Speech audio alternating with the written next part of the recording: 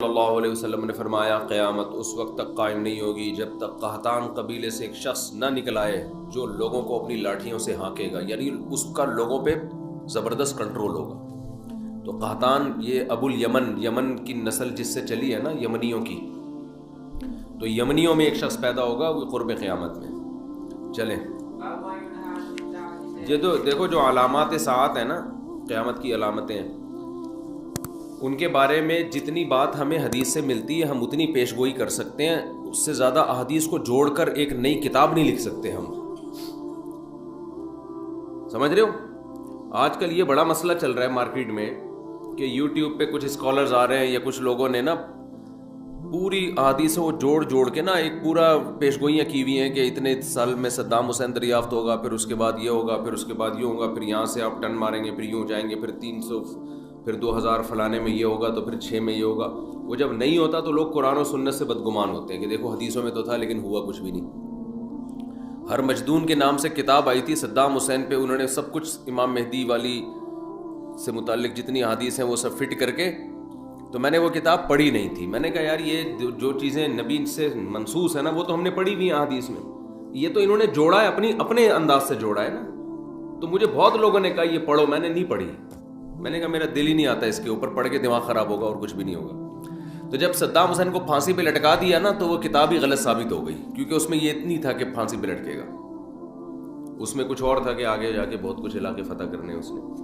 تو اس لیے یہ کام چھوڑ دینا چاہیے، جو چیز جتنی مبہم حدیث میں رکھی ہے اس میں کوئی حکمت ہے تو اس کو مبہم طور پر ہی بیان کرنا چاہیے۔ تو جو ہے جیسے یاجوج ماجوج کا ہے، بس اس کو اجمالی طور پر ہمارا عقیدہ ہے کہ یاجوج ماجوج دنیا میں کہیں ہیں اور ایک نہ ایک دن نکلیں گے، حضرت عیسیٰ علیہ السلام ان کو قتل کریں گے۔ تو کیا ہیں کہاں ہیں ہمیں معلوم نہیں ہے۔ حضرت عیسیٰ ابن مریم نازل ہوں گے، ان کے بارے میں اتنی حد تفصیل سے ہمیں بتا دی گئی ہے، دمشق میں آئیں گے، ٹھیک ہے نا، مسجد کے مینار پہ اتریں گے، یہ بات ہمیں بتا دی گئی ہے۔ انہی کے دور میں امام مہدی بھی ہوں گے، امام مہدی ان کو نماز کے لیے آگے کریں گے، مگر وہ نماز کے لیے آگے نہیں بڑھیں گے۔ بس کس سن میں آئیں گے اس کا قرآن و سنت میں کوئی تذکرہ نہیں ملا۔ آئیں گے دمشق میں، صحیح ہے نا؟ نہیں میں نے کبھی نہیں کہا 2025 میں، تو وہ یہ سب چیزیں اپنی جگہ ہیں۔ باقی ہم نے جو فیصلے کرنے علامات ساعت کو دیکھ کے نہیں کرنے، ہم نے موجودہ حالات کو دیکھ کر جو گراؤنڈ ریئلٹی ہمیں جس سمت میں چلنے کا حکم دے رہی ہے ہم نے اس کے حساب سے فیصلے کرنے ہیں۔ سمجھتے ہو کہ نہیں سمجھتے؟ مثال کے طور پر ہوتا ہی کوئی بھی آدمی خروج کرنا شروع کر دیتا ہے اسٹیٹ کے خلاف، یا کہیں بھی کسی ملک میں دھماکے شروع کر دیتا ہے اور کہتا ہے اصل میں خراسان سے ایک لشکر نکلنے والا ہے، حدیث میں آتا ہے، تو میں اس لشکر کے لیے لشکر تیار کر رہا ہوں چھوٹا، تاکہ وہ بڑے لشکر میں ضم ہو جائے۔ یہ چل رہا ہے مارکیٹ میں۔ تو بس امام مہدی آنے والے ہیں، تو وہ دیکھو حدیثوں میں تو آتا ہے جب یہ ہوگا تو پھر وہ دیکھو ابھی امام مہدی آنے والے ہیں، ابھی یہ دھماکہ کرنا ہے، ہم نے فلاں جگہ بم رکھنا ہے، تو بھائی لشکر تیار ہو رہا ہے نا، تو خلاف خلیفہ بھی آ رہا ہے، تو ہم امام مہدی کے ساتھ ملیں گے۔ تو آپ کہو بھائی کب آ رہے ہیں؟ بھائی حدیثوں میں ملتا ہے دیکھو، تو وہ یہ لشکر ہوگا، اور خراسان میں ابھی دیکھو بم پھٹائے گا نہیں پھٹا، تو یہ وہی امام مہدی کا لشکر تیار ہو رہا ہے۔ بھائی ہمیں کیا پتہ یہ وہ والا ہے یا وہ والا بم پھٹائے یا وہ والا جو امام مہدی کے دور میں پھٹے گا وہ بعد میں جا کے پھٹے گا، ہمیں کیا پتہ یار۔ تو وہ جب اللہ نے جو کام کرنا ہے وہ اللہ کو کرنے دو، آپ اپنے حساب سے دیکھ کے چلو گے، سمجھتے ہو؟ تو لوگوں کی صلاحیتوں کو بہت ضائع کیا جاتا ہے، سمجھتے ہو؟ جب وہ ہوگا تو وہ اس کی علامات پوری بتائی گئی ہیں کہ جو ہے نا وہ پتہ چل جائے گا آپ کو۔ جیسے نبی صلی اللہ علیہ وسلم کی نبوت جب ظاہر ہوئی تو پہلے سے یہود و نصارہ انتظار کر رہے تھے نا نئے نبی کا، تو جب ایک پیغمبر ظاہر ہوئے اور آگے حضرت ابو ذر کا ایمان کا واقعہ آ رہا ہے، کیسے انہوں نے تلاش کیا نبی صلی اللہ علیہ وسلم کو اور علامات دیکھ کر کیسے اندازہ لگایا انہوں نے۔ تو وہ اللہ تعالیٰ پھر ایسے نہیں رکھتے کہ 2-4 آدمیوں پر، وہ پھر اللہ اس کو منوا کے چھوڑتے ہیں۔ جب کوئی کسی شخصیت کو اللہ اوپر لانا چاہتے ہیں نا، تو پھر نبی صلی اللہ علیہ وسلم نے جب دعویٰ کیا تو آپ کی دعوت پھیلی ہے، آپ کے معجزے ظاہر ہوئے ہیں، پھر لوگ جوک در جوک ایمان لانا شروع ہوئے۔ تو حضرت مہدی کا بھی ایسا ہی ہوگا کہ ایسا نہیں ہوگا کہ وہ جناب جب ظاہر ہوں گے تو بس 4 آدمیوں کو پتا ہوگا. جب وہ ظاہر ہوں گے تو اللہ نے ان کے ساتھ اتنے ان کے برحق ہونے کے دلائل رکھے ہوں گے کہ آپ کو کتابوں میں کی ضرورت نہیں رہے گی. وہ اظہر من الشمس، چڑھتے سورج کی طرح ان کے برحق ہونے کے دلائل اللہ ان کے بھی اور عیسیٰ ابن مریم کے بھی قائم کرے گا. یہ خبریں پوری دنیا میں پھیلیں گی، کوئی انکار نہیں کر سکے گا. سمجھتے ہو کہ نہیں سمجھتے؟ تو کیونکہ ان کے ساتھ پھر ساتھ دینا واجب ہوگا نا، تو پھر اللہ اپنے بندوں کو ایسے نہیں، جیسے عیسیٰ علیہ السلام نے جب نبوت کا دعویٰ کیا نا، یا حضرت مریم نے کہا کہ یہ ولد الزنا نہیں ہے معاذ اللہ، تو اللہ میاں نے ایسے ہی نہیں چھوڑ دیا. حضرت عیسیٰ ماں کی گود میں پورے یہودیوں کے مجمع کے سامنے بولے ہیں. وہ تواتر کے ساتھ پھر بنی اسرائیل میں خبر پھیلی ہے کہ بچہ ماں کی گود میں بولا ہے کہ میں انی عبداللہ آتانی الکتاب وجعلنی نبیا. تو اتنا تواتر کہ جس میں جھوٹ کا امکان ہی ختم ہو جائے. ایک آدمی نے نہیں کہا کہ میں نے بچے کو ماں کی گود میں بولتے ہوئے دیکھا ہے. پورے یہود کے بڑے بڑے جتنے بھی علماء صلحاء سارے اس مجمع میں موجود تھے، سب کے سامنے عیسیٰ ابن مریم نے گواہی دی ہے. اور پھر صرف اتنا بھی نہیں، اس کے بعد کنٹینیو مسلسل آپ کی نبوت کی شہادتیں ملتی رہی ہیں ان کو. تو اللہ تعالیٰ پھر تبھی تو دیکھو یہ جو آج یورپ میں اتنا گوروں نے حکومت کی ہے نا اتنی بڑی دنیا پر، تو یہ کیا تھا؟ یہ عیسائیت کی بیس پہ ریاستیں خلافتیں قائم ہوئی نا. آج جو پورا یورپ ہے، یہاں جب گورے آئے انہوں نے مذہب کو نکال دیا، تو یہ ان کی حکومتیں مذہب کی بیس پہ ہی تو قائم ہوئی تھیں کہ پیچھے ایک پیغمبر کا نام استعمال کیا نا انہوں نے، عیسیٰ ابن مریم کا. یار رہنے دو. دیکھو دنیا میں اتنے بڑی پاورفل ریاست قائم کرنا، اس کے لیے ٹھیک ٹھاک قربانی چاہیے. بے تحاشا گاجر مولی کی طرح کٹے ہوں گے. تو اس کٹنے کے پیچھے ایک سچے پیغمبر کی موٹیویشن تو ہو سکتی ہے، بغیر اس موٹیویشن کے کوئی نہیں کٹتا اس طریقے سے. تو یہ عیسیٰ ابن مریم کا نام تھا جس کی بیس پر عیسائیت نے دنیا میں راج کیا ہے. ورنہ یہ نہ بنتا یہ آج پورا لندن اور یہ فرانس اور یہ جتنے بھی یورپ کے کنٹریز ہیں، اور اس کے لیے تو ہمارے ریاستیں بھی انہی کے ہاتھ میں تھی نا، جتنے پھیلے دنیا میں. ماضی کی بات کر رہا ہوں. تو یہ سارا اس کے پیچھے تو یہ موٹیویشن اتنی بڑی انسانیت کو مل کیسے گئی؟ تو وہ اخبار متواترہ سے ملتی ہے، اخبار آحاد سے نہیں ملتی. یعنی لاکھوں لوگ بیان کر رہے ہوتے ہیں ہم نے اپنی آنکھوں سے دیکھا ہے حضرت عیسیٰ کی تعلیمات بھی اور ان کی سیرت بھی. اس کے بعد جا کے لوگ، جیسے نبی صلی اللہ علیہ وسلم کا تھا، تو اس کے بعد جب اسلام آیا تو پھر وہ کتنی بڑی بڑی ریاستوں سے تھوڑے تھوڑے مسلمانوں کی جنگیں ہوئی ہیں. تو وہ کیوں فتح ہوئی؟ ان کے پیچھے رسول اللہ صلی اللہ علیہ وسلم کی شخصیت تھی. تو لوگ ان پر ایمان لے کر آئے. تو یہ ایمان اتنا پاورفل تھا کہ یہ 2-4 خبروں والا ایمان نہیں تھا. ہزاروں لوگوں نے آپ کی سیرت کو دیکھا، پھر لاکھوں نے اس کو نقل کیا. تو وہ جو موٹیویشن ملی اس سے پوری یہ پہلے بنو امیہ کی خلافت، اندلس کی خلافت، بنو عباس کی خلافت، پھر خلافت عثمانیہ، یہ ساری چیزیں سمجھتا ہے کہ نہیں سمجھتا؟ اور آج بھی جو جنگیں ہو رہی ہیں، اگر مسلمان زندہ باقی رہ گئے ہیں تھوڑے سے، تو اس کے پیچھے مذہب کی موٹیویشن ہے. تو یہ جعلی چیزوں کی موٹیویشن اتنی پاورفل نہیں ہوتی. بتانے کا مقصد یہ. تو یہ خود یہ جو سب سے پہلے یہودیوں نے دنیا پہ حکومت کی، پھر عیسائیوں نے، پھر اسلام نے، تو ہمیشہ بڑی بڑی ریاستیں آسمانی مذہب ہی کی قائم ہوئی ہیں. تو خود یہ بات بھی آسمانی مذاہب کے سچے ہونے کی دلیل ہے. کسی باطل بیس پر اتنی بڑی ریاستیں قائم ہوتی نہیں ہیں، کیونکہ اس کے لیے ٹھیک ٹھاک قربانی چاہیے. وہ قربانی حب مال اور حب جاہ والے دیتے نہیں ہیں، الا یہ کہ پاور بہت ہو تو پھر دے دیتے ہیں. وہ پھر تو قربانی رہتی نہیں نا. عمرو ابن دینار کہتے ہیں حضرت جابر بن عبداللہ رضی اللہ عنہ کو یہ کہتے ہوئے سنا کہ ہم نے نبی کے ساتھ ایک غزوے میں شریک ہوئے تو مہاجرین میں بھی کچھ لوگ آپ کے ساتھ آ گئے، حتیٰ کثروا، مہاجرین بہت ہو گئے. وکان من المہاجرین رجل اللعاب، مہاجرین میں ایک شخص تھا جو مزاح بہت کرتا تھا. ان کی عادت کیا تھی؟ مزاح کی. تو انہوں نے کیا کیا؟ فکسا انصاریا، کسی انصاری صحابی کے جو پشت ہے نا اس پہ ہاتھ مارا، کولوں پہ ہاتھ مارا ایسے مذاق میں. ان کو غصہ آ گیا.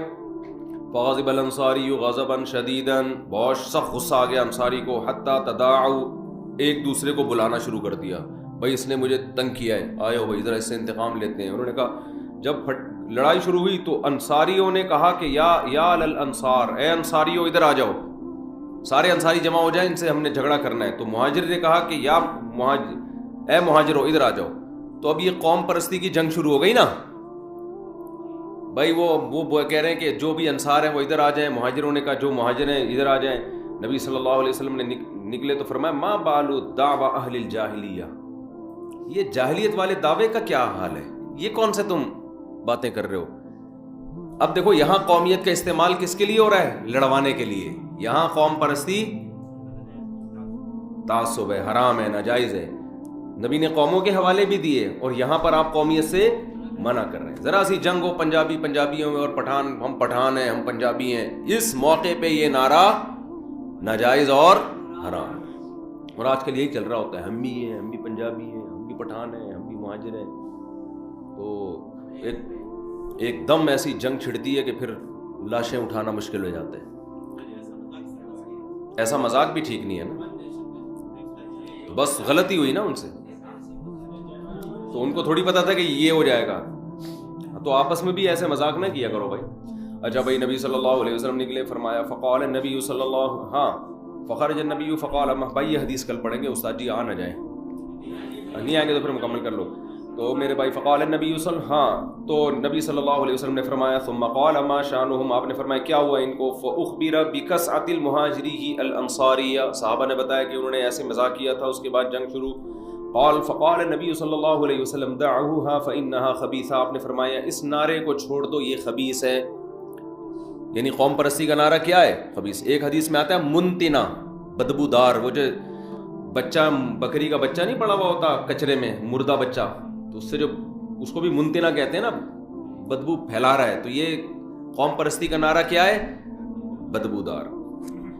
وقال عبداللہ بن ابی بن سلول، عبداللہ بن ابی بن سلول منافق کو موقع مل گیا. یہ خود بھی انصار میں سے تھا، اس کو موقع مل گیا بھائی اس جنگ کو تھوڑا کیا کرو، تھوڑا بھڑکاؤ یار، آگ لگاؤ، اس میں آگ لگاؤ. اقد تداعوا علینا، انہوں نے کہا تداعوا علینا، انہوں نے کہا اچھا یہ مہاجرین نے ہم پر اپنی قوم کو بلایا ہے ہم سے لڑنے کے لیے. لئن رجعنا الی المدینۃ لیخرجن الاعز منها الاذل.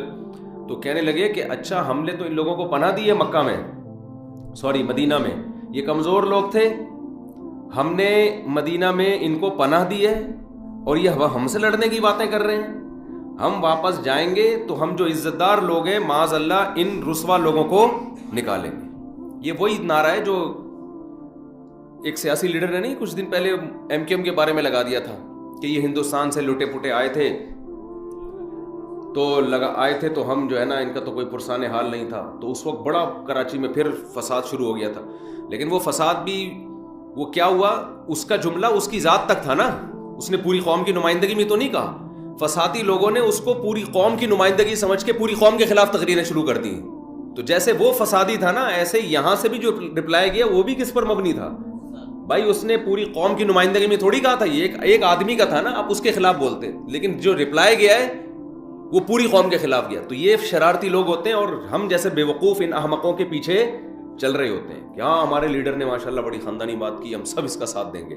وہ بھی گدھا تھا جس نے یہ بیان دیا تھا، اور جس نے پوری قوم کو اس بیس پر رپلائی کیا وہ اس سے بڑا گدھا تھا.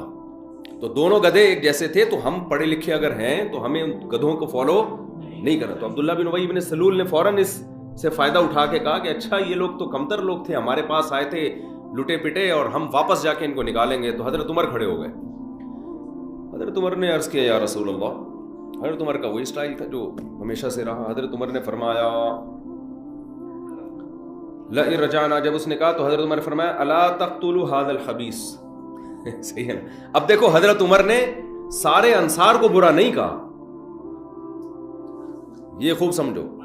هذا الخبيث خاص اس کی طرف اشارہ کر کے کہ یا رسول اللہ، دو روایتیں، ایک میں کہ آپ اس کو قتل کیوں نہیں کرتے، یا آپ مجھے اجازت دیں میں اس کی گردن اڑا دوں اس کی.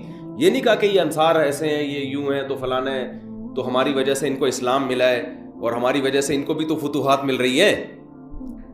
تو یہ سب نہیں کہا حضرت عمر نے. حضرت عمر نے خاص اس شخص کے بارے میں کہا کہ یہ فتنہ پھیلا رہا ہے، تو یا رسول اللہ آپ مجھے اجازت دیں میں اس کو قتل کر دوں اور اس خبیث کو قتل کر دوں.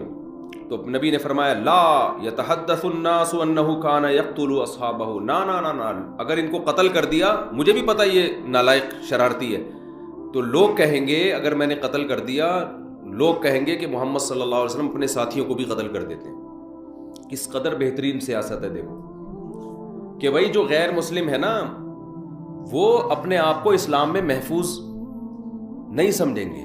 وہ سمجھیں گے بھائی یہ انہی کا کلمہ پڑھتا ہے, انہی کے ساتھ جنگوں میں گیا ہے, اور کوئی بات پتہ نہیں کیا ہوئی اور گردن اڑا دی تو ہم بھی جائیں گے, تو ایسا نہ ہو بات بات پہ ہماری بھی گردن اڑائی جائیں.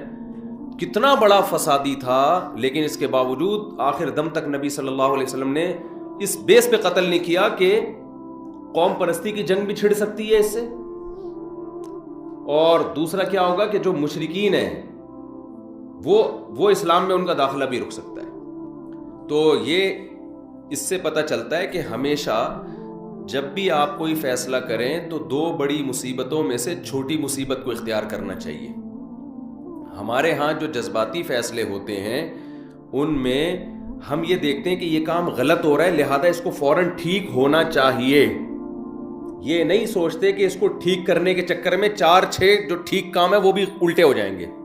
تو یہ زندگی کے ہر پہلو میں الحمدللہ ہمارا فیصلوں کی بنا یہی ہوتی ہے کہ بس یہ غلط ہے تو اس کو ٹھیک کر دو. جذباتی پن, جیسے میرا ایک بیان ہے کہ فرانس کا بائیکاٹ کرو نا, فرانس کی مصنوعات کا, میں نے پھر اس بیان سے رجوع کیا. استاد صاحب سے میں نے پہلے ایک بیان دیا تھا, فرانس میں گستاخی کے خاکے آئے تھے نا, تو میں نے اس بیان سے میں نے استاد صاحب سے کہا کہ ہم نے فرانس کے تو بائیکاٹ کرنا چاہیے, گستاخی کی ہے انہوں نے وغیرہ وغیرہ, ان کی مصنوعات کا بائیکاٹ کرنا چاہیے. میں نے بیان بھی دے دیا, وہ بیان چل بھی رہا ہے. تو میں نے استاد صاحب سے مشورہ دیا کہ اس کو بائیکاٹ کو ہمیں پھیلانا چاہیے. استاد صاحب نے کہا کہ دیکھو ہم نے فرانس کا بائیکاٹ کیا نا, اتنا بڑا نقصان نہیں ہے. یہ سوچو فرانس نے ہمارا بائیکاٹ کر لیا تو کیا ہوگا. تو مجھے وہ بھینس والا لطیفہ یاد آیا کہ ایک آدمی نے بھینس کو جمال گوٹا کھلانا تھا. جمال گوٹا پائپ کے اندر رکھ کر طریقہ یہ تھا کہ بھینس کے منہ میں پائپ رکھ کے ادھر سے پھونک مارے. تو ہوا یہ کہ یہ اس کے پھونک مارنے سے پہلے بھینس نے پھونک مار دی, وہ سارا جمال گوٹا اس کے پیٹ میں اور یہ مر گیا. تو یہ بھی دیکھو کہ تم بھینس کے منہ میں پائپ رکھ کے پھونک مار رہے ہو, اگر اس نے پھونک ماری تو تم افورڈ کر سکتے ہو کہ نہیں کر سکتے. تو استاد صاحب نے فرمایا کہ یہ جو ہم بائیکاٹ کی مہم چلاتے ہیں اس میں یہ بھی دیکھا جائے گا کہ اگر انہوں نے ہمارا بائیکاٹ کر دیا ہم تو ویسے ہی معاشی بحران کا شکار ہیں. اگر یہ یورپ نے, امریکہ نے, ان لوگوں نے مل کے ہمارا بائیکاٹ کرنا شروع کر دیا تو ہم اس سے بھی جائیں گے جو اس حالت میں. تو استاد صاحب نے فرمایا میں یقینی طور پہ نہیں کہہ رہا کہ اس کے سائیڈ افیکٹ کیا ہیں, لیکن جب تک آپ نے اس کے سائیڈ افیکٹ پہ آپ پوری طرح غور نہ کرو آپ کو بیان داغنے کی اجازت نہیں ہے. اس کے بعد سے میں پھر بیان دے ہی نہیں رہا. یہ بڑی بصیرت کی بات ہے. حضرت نے یہ نہیں فرمایا کہ واقعی بائیکاٹ کرے گا یا بائیکاٹ کرنے کا ہمیں نقصان ہوگا, ہو سکتا ہے کوئی نقصان نہ ہو ہمیں, لیکن کہا کہ جب تک آپ کو نالج نہ ہو نا ان سب چیزوں کی, اتنی اپر لیول پہ جا کے یا ایسے لوگوں میں مل بیٹھ کے کہ حاکم کی مجبوری بھی تو ہو سکتی ہے نا بائیکاٹ. ہم تو کہہ رہے ہیں فرانس کے سفیر کو نکال دو بھائی, آپ اس سیٹ پہ جا کے بیٹھو گے تو آپ کو پتا چلے گا کہ میرے اندر نکالنے کا دم ہے بھی کہ نہیں ہے. نکال دیا تو میں افورڈ کر سکتا ہوں کہ نہیں کر سکتا. تو جذباتی تقریریں, روڈ بلاک کرنا, یوں کر دینا, یہ تو نیچے کے لوگ کر رہے ہوتے ہیں. جو اپر لیول پہ ہوتا ہے وہ کبھی غلط بھی کر سکتا ہے, 2 نمبری بھی کر سکتا ہے, لیکن بعض دفعہ وہ مجبور بھی ہوتا ہے. تو جب تک آپ نہ ملیں کسی سیاسی لیڈر سے اور جو اپنے حاکم سے, وہ جب تک آپ کو اس کے سامنے کیا مجبوریاں ہیں, یا تو بیان دو ہی نہیں, دو تو پھر پورے پروسیس سے گزرنے کے بعد ایک رائے قائم کریں. آپ اس سے پہلے آپ کو رائے قائم کرنے کی اجازت نہیں ہے. سمجھتے ہو, یہ نبی کی سیرت سے ہی میں پتہ چلتا ہے. اتنا بڑا منافق تھا لیکن آپ نے گردن نہیں اڑائی اس کی, اس لیے کہ جو امیج دنیا میں جاتا وہ امیج اچھا نہیں جاتا. تو کس کو دنیا میں بتاتے کہ بھئی یہ منافق تھا, یہ 2 نمبر تھا, تو یہ تو اس کو ایکسپلین کرنا اچھا خاصا مشکل کام بن جاتا ہے. سمجھتے ہو کہ نہیں سمجھتے؟ ارشاد.